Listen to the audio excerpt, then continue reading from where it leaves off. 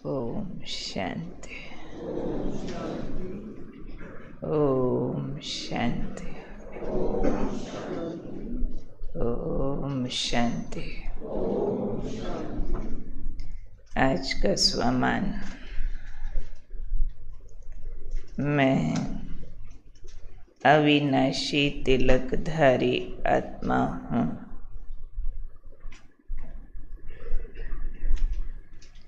तिलक बाबा ने कहा भक्ति मार्ग में भी तिलक का बहुत महत्व रखते हैं। राज्य का भी तिलक देते हैं, सुहाग का भी तिलक होता है, भाग्य का भी तिलक होता है। और संगम युग पर हम ब्राह्मणों को बाबा ने स्मृति का तिलक दिया है।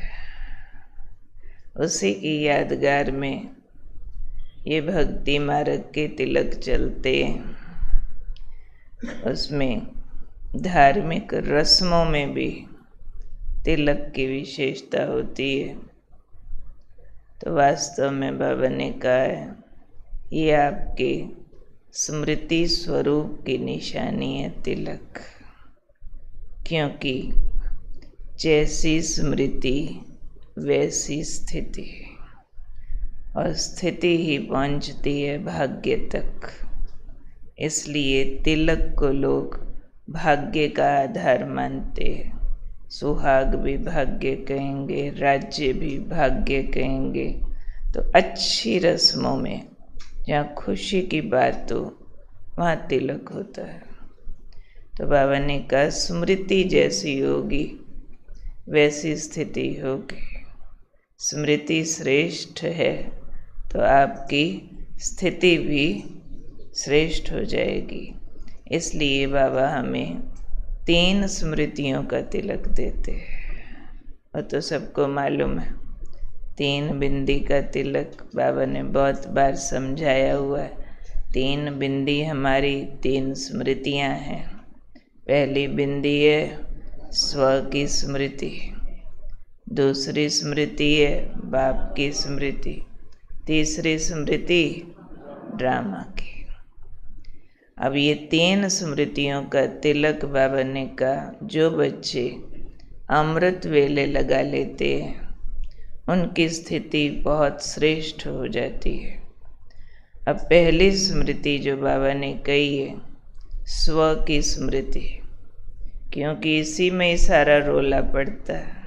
स्व माना है आत्मा, मैं, और मैं बार बार बॉडी कॉन्शियसनेस वाली मैं से मिक्स हो जाती है। तो जितना मैं देह भान वाली मिक्स होती है उतना कर्म में अशुद्धि मिक्स होती है। जितना देह भान माइनस होके आत्मिक स्वरूप वाली मैं आती है उतना कर्म श्रेष्ठ रहता है।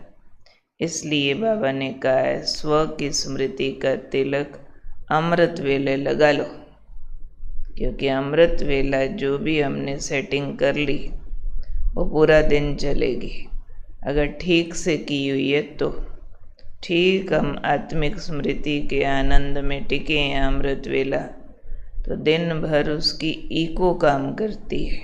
वो गूंजता रहेगा अंदर वो टेस्ट कि सुबह सुबह इतना मज़ा आया था, देवभान से न्यारे हुए थे, और उस न्यारेपन का सुख कितना है, उसमें शक्ति कितनी है। वो एकाग्रता सारे दिनचर्या के कर्मों पर जाकर इफ़ेक्ट डालती है। ऐसे ही बाप की स्मृति, भगवान मेरा बाप लगता, सर्वशक्तिमान है, भगवान मेरा साथी है, भगवान का प्यार, उसकी शक्तियाँ, उसका साथ जो सुबह सुबह हमने अनुभव किया, वो अनुभव बार बार बाबा की साथ की फीलिंग देता रहेगा। क्योंकि अच्छे विजन रिवाइज होते हैं, अच्छी अनुभूतियाँ रिवाइज होती हैं। मन को आदत है जो भी चीज़ भाग गई ना वो दोहराएगा। कोई बहुत टेस्टी चीज़ किसी दिन खाने को मिल जाए दोहराएगा, बहुत अच्छी थी, बहुत अच्छी थी, बहुत अच्छी थी। फिर रिपीट उसकी डिमांड करेगा और उसके लिए मेहनत करने को तैयार हो जाएगा। तो क्यों सुबह सुबह बाप की स्मृति अगर अंदर अच्छी रेलिश की, अच्छा उसका टेस्ट लिया, तो दिन में बार बार मन बाबा के पास जाना चाहेगा, खिंचाव होगा। कर्म भी बाबा के उस प्यार से प्रभावित होकर के होगा। क्यों? आत्मा ने सुबह सुबह उसको ठीक से एंजॉय किया, तो मन उस रस को वापस दोहराता है, वापस मांगता है, फिर काम छोड़ के भी बैठना चाहता है। हाँ, बाबा के पास बैठो बैठो, नहीं तो फिर कह देंगे टाइम नहीं मिलता। क्यों? मज़ा आया नहीं ना। जब मज़ा ले लिया फिर तो हो सकता है पूरे दिन का काम छोड़ के भी बैठ जाए। मज़ा नहीं लिया तो फिर उनको टाल मटोल आती है। तो इसलिए बाबा इसको तिलक कह रहे हैं। तिलक को हिंदी में टीका भी कहते हैं। टीका होता है टिकना, टीका इंजेक्शन भी होता है। एक बार लग गया तो बहुत फास्ट रिलीफ है, काम करता है। कोई इंजेक्शन 6 महीने में एक लगता है, 6 महीना काम करता रहता है। तो इंजेक्शन फास्ट रिलीफ होता है ना। तो सुबह सुबह टिक जाए बाप की स्मृति में। तीसरी स्मृति जो आज बाबा ने बताई है ड्रामा वाली, उसके साथ बाबा ने एक शब्द यूज़ किया है, श्रेष्ठ कर्म करने के लिए ड्रामा की स्मृति की बिंदी लगाओ। क्योंकि बहुत सारा कन्फ्यूजन ड्रामा के ज्ञान में आता है। इस कारण जो श्रेष्ठ कर्म की पकड़ आनी चाहिए वो नहीं आ पाती है, खास तौर पर कर्म और फल को लेकर के। जब भी कोई विपरीत परिस्थितियाँ आती है तो डाउट आ जाता है कि ये मेरे साथ ही ऐसा क्यों हुआ। बहुत ज़ोर लगता है ये एक्सेप्ट करने में कि किसने भी किया मेरे साथ, भले मैंने उनके साथ अच्छा किया हुआ था, पर है मेरे कर्म का फल। जिस सेकंड आत्मा ये एक्सेप्ट कर लेती है, विजय हो जाती है। क्यों? अब अपने पर ही जोर लगाने का काम रह गया है ना। सिर्फ अपने पर जोर लगाना ये सबसे शॉर्टकट रास्ता है विजय प्राप्त करने का। और बहुत लोग गलत है जो मुझे दुखी करते हैं, तो उन सब पे काम करूं तो बहुत लॉन्ग रूट हो गया कि एक एक को ठीक करूं, एक एक को मज़ा चखाऊं, एक एक के सवालों का जवाब निकालूं। फलाने ने मेरे साथ ऐसा क्यों किया, मैंने तो किया नहीं था, पता नहीं कौन से जन्मों का बदला ले रहा, भगवान भी मेरे साथ न्याय नहीं करता, ड्रामा भी ठीक नहीं है। क्या भी निकालेंगे, क्या भी निकालेंगे। लेकिन बिंदी ये कहती है कि ड्रामा एक्यूरेट है। बिंदी ये कहती है सब निर्दोष है। बिंदी ये कहती है ये बना बनाया है। रिपीटिशन का भी आनंद लो। भले वहीं ये बातें यूज़ करने के मौके आते हैं जहाँ कुछ गड़बड़ियाँ होती है। अच्छी बात में तो ड्रामा कह के वैसे ही खुश होंगे, भी हर कल्प इतना अच्छा होगा मेरे साथ, वाह। उसके लिए कोई क्वेश्चन नहीं पूछता आके रेपिटिशन के नाम पे कि हर कल्प इतना अच्छा होगा, बिना मेरे कुछ किए मेरे को इतनी ऊंची पोजीशन मिल जाएगी, मैं तो इस लायक भी नहीं था, भगवान चुन लेगा। अच्छा, उस पर कोई क्वेश्चन नहीं करता। यहाँ थोड़ा खटपट हुई होती है ना, अगले कल्प फिर होगी। हाँ होगी, पर वैराग दिलाएगी, होगी। उसी से ही तो आपको बाबा की तरफ आकर्षण होगा।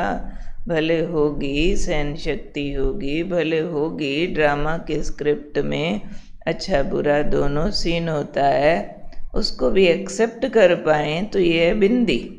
तो एक्सेप्टेंस की bindi. Accept the situations as they are, accept the people as they are. Part है भाई, जो भी है नाटक है, सिर्फ खेल है। रियल स्टोरी नहीं है, कोई जीने मरने के सौदे नहीं है। आज ये सीन, कल दूसरा, परसों तीसरा, अदली बदली होता रहता है। हर पार्ट हम बेस्ट प्ले करें बस। अच्छा हीरो एक्टर कौन होता है? उसको मोची का रोल भी दे दो ना, सबसे अच्छा बजाएगा। हीरो ये नहीं कि हमेशा राजा ही बनाया जाए, हीरो को कंगाल भी दिखा सकते हैं। कंगाल दिखाया तो भी बढ़िया पार्ट बजाए, डांस का पार्ट आ जाए तो भी सबसे अच्छा बजाए, रोने का पार्ट आ जाए तो भी सबसे अच्छा पार्ट बजाए। तभी तो कहेंगे ना भाई हीरो है, उसको लोग कॉपी कर सके, उसको कोट कर सके, हाँ भाई कमाल है जो उसने रोल किया ना, कमाल है। तो इसलिए वो सिर्फ तब होता है जब एक्सेप्टेंस होती है। भाई नाटक है, ड्रामा है, घर ऊपर है, बाप आया है, ले जाने आया है, साक्षी होना होता है, उस घटनाओं से न्यारे होना होता है। और घटनाओं को हमने थर्ड पर्सन की नज़र से देखना होता है। थर्ड पर्सन मीन्स दर्शक होके अपनी कहानी भी ऐसे देखे जैसे किसी दूसरे की स्टोरी को टिकट लगा के देखने आते, ऐसे ही देखते हैं ना। तो ये 3 बिंदी का तिलक बाबा ने कहा जो लगाएंगे वह अविनाशी तिलकधारी जैसे कि हो जाएंगे और उनकी स्थिति सदा श्रेष्ठ होगी। जो सदा ये तिलक लगा के रखेंगे। तो कल के अमृत वेले का हमारा होमवर्क है ये कि सुबह सुबह हमने ये 3 बिंदियाँ माथे पे लगा लेनी है। कैसे लगाएंगे? रंग से, लाल रंग से, पीले रंग से, स्मृति से, तीनों स्वरूपों में ठीक से टिक करके उसकी गहराई में जा कर के स्वीकार करते हुए हम ये 3 बिंदी का तिलक कल सुबह सुबह लगाएंगे। आज भी लगा के घूमेंगे क्योंकि काम आज का भी है। तो अविनाशी स्मृति का तिलक सदा लगा रहे तो सदा श्रेष्ठ स्थिति रहेगी। तो स्थिति का आधार है स्मृति। तो स्थिति श्रेष्ठ बनाने के लिए स्मृति को श्रेष्ठ बनाना, स्मृति को श्रेष्ठ बनाने के लिए 3 स्मृतियों का तिलक बार बार चेक करना है कि कोई बिंदी मिट तो नहीं रही, कोई बिंदी कम तो नहीं हो गई, तीनों बिंदी ठीक लगी हुई है। स्थिति अगर गड़बड़ होती है तो स्थिति को स्मृति से रीचेक करो कि स्मृति कोई मिस हो रही है, वो ठीक करो तो स्थिति ठीक हो जाएगी। और आज का हमारा मनसा सेवा का पार्ट होगा फरिश्ता स्वरूप से बीमारों को सकाश देना। बहुत बीमारियां दुनिया में बढ़ती जाती है, बीमारी भी लोगों को होपलेस कर देती है। बीमारी भी आती है तो कई लोग तो डिप्रेशन में चले जाते, कई छोटी बीमारी में भी बड़ा निराश हो जाते हैं। तो बाबा ने कहा है आज जो मनसा सेवा का पॉइंट है कि सबको ऐसा सुख शांति की किरणों का दान दो जो उनको घर बैठे भी एहसास हो कि कोई जैसे आया, हमें कुछ दे के गया, मदद करके गया। जैसे हैदराबाद सिंध में घर बैठों को लगता था बाबा आया बुला के गया, ऐसे वाले अब अनुभव आपके इस सकाश देने के पुरुषार्थ से लोगों को घर बैठे होने हैं अंत में।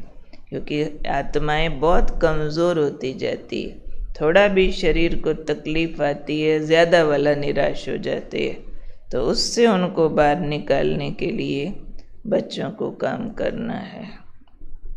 तो आज का बाबा का महावाक्य लेते हैं। इसमें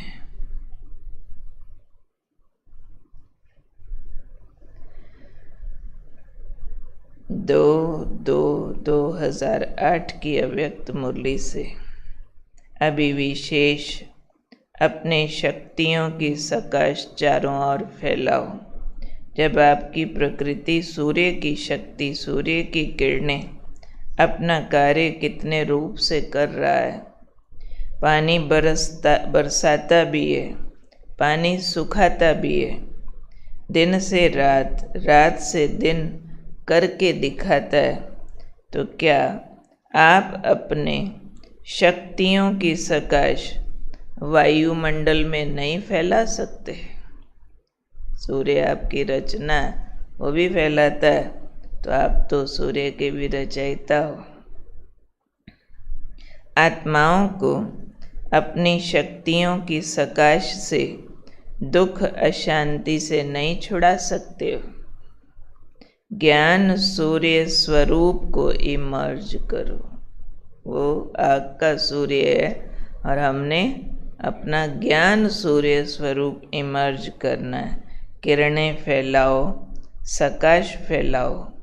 जैसे स्थापना के आदि काल में बाप दादा के तरफ से अनेक आत्माओं को सुख शांति की सकाश मिलने का घर बैठे अनुभव हुआ, ऐसे आप मास्टर ज्ञान सूर्य बच्चों द्वारा सुख शांति की लहर फैलाने की अनुभूति होनी चाहिए। लेकिन वह तब होगी, इसका साधन है मन की एकाग्रता, याद की एकाग्रता। एकाग्रता की शक्ति को स्वयं में बढ़ाओ। जब चाहो, जैसे चाहो, जब तक चाहो, तब तक मन को एकाग्र कर सको। अभी मास्टर ज्ञान सूर्य के स्वरूप को इमर्ज करो और शक्तियों की किरणें सकाश फैलाओ। तो सुना, आज फरिश्ता स्वरूप से शक्तियों की किरणें, सुख शांति की किरणें फैलाने के लिए सब तरह के हॉस्पिटल्स में चक्कर लगाना। अपने ही भाई बहने हैं, जीवन मृत्यु के बीच पड़े होते हैं बेचारे, कई तरह की तकलीफ़ों के बहुत भारी दर्द में होते। उस टाइम आत्मा को अगर थोड़ी भी किरणों से राहत मिल जाए तो बहुत बड़ी प्राप्ति अनुभव करते हैं। दर्द वाले को लग रहा होता है सारी दौलत ले लो, इस दर्द से छुड़ा दो, बस कोई कारण बने ये मेरे को दर्द से मुक्ति मिल जाए। तो बाबा कहते हैं कि आपकी किरणें ये वाला काम कर सकती है, तो क्यों नहीं करे। तो हम जानते हैं देने से अपना रिटर्न अपने आप आ जाता है। जैसे बाबा कई बार कहते हैं धर्मशाला बनवाने वालों को अच्छा मकान अपने आप मिल जाता है, ऐसे ही किसी ने हॉस्पिटल खुलवाया हो तो अच्छी हेल्थ मिल जाती है।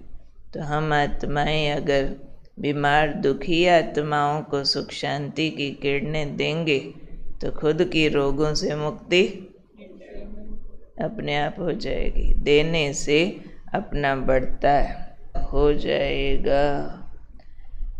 तो आज है 14 अगस्त, कल है 15 अगस्त।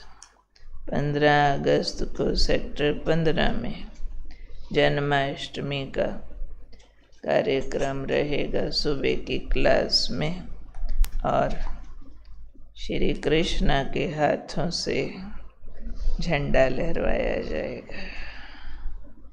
और बहनों का अगस्त मास में ही होता है, लगभग सभी बहनें, उनका अगस्त मास में ही समर्पण हुआ था।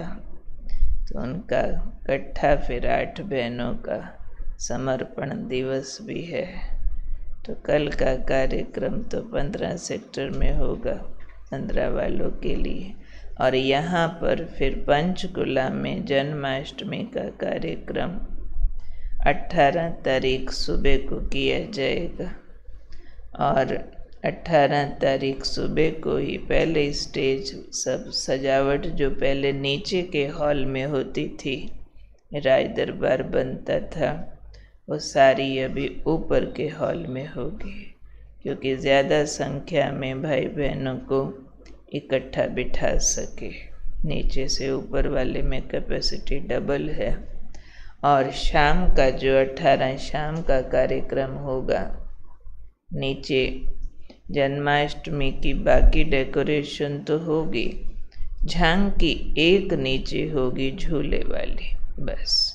बाकी राय दरबार ऊपर, और जो हम 10-10, 15-15 जनों को अटेंड करते हैं, क्योंकि बाहर झांकियों में तो सिर्फ दर्शन करने का होता है, तो नीचे छोटे हॉल में जैसे जैसे ग्रुप आते जाते हैं उनको थोड़ा ज्ञान सुना के, योग करा के, कोर्स का बताते हैं। तो वो इस बार फिर 4-5 घंटे बिखरा बिखरा न करके शाम को 1-1.5 घंटा में इकट्ठा कार्यक्रम होगा।